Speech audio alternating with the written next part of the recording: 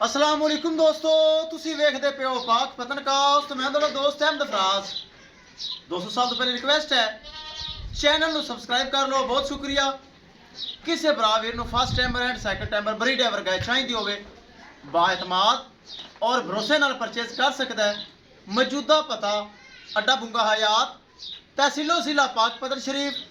Mobile number है साडा 0300 87 54 743।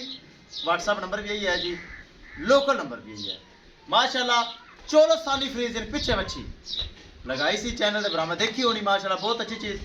4,10,000 रुपये डिमांड सी, प्यार मुहब्बत करके 3,75,000 रुपये का सौदा डन होया।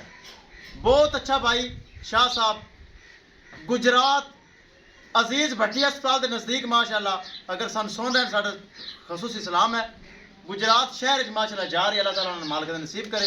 कैमरामैन साहब गड्डी नंबर एक चीज़ करो क्लियर तो करो लो छो जी ले चलो।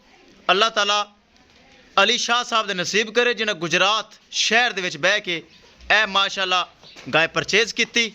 ले चलो जी माशाल्लाह बहुत अच्छी चीज़। दोस्तों वीडियो पसंद आए लाइक शेयर माशाल्लाह कमेंट लाजमी करना है। अगर किसी भरा ने चैनल को सबसक्राइब नहीं किया लाजमी कर लो ताकि साड़ी हर आने वाली वीडियो बराबर देख सकन।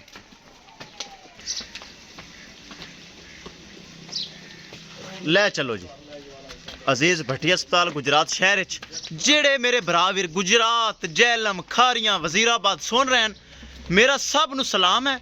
जिथे वसन भरा वीर खुश वसन, बहुत अच्छे भरा वीर हैं, इज्जत देंदे। पाक पतनकास्ट गारंटी वाला चैनल, भरोसे वाला चैनल, एतमाद वाला चैनल। चुआई करके लोडिंग की है। पीछे वच्छी बड़ी खूबसूरत है माशाल्लाह, गाय भी माशाल्लाह बड़ी खूबसूरत है। चमक भड़क माई दी मज गां दी गां। विखाइए गड्डी नंबर एक एक चीज़ करिए क्लियर। लो जी दोस्तों विखाइए गड्डी नंबर एक एक चीज़ करिए क्लियर। करो जी लोडिंग अल्लाह का नाम लैके। लो जी शाह जोर चेक करना है LWC 8223।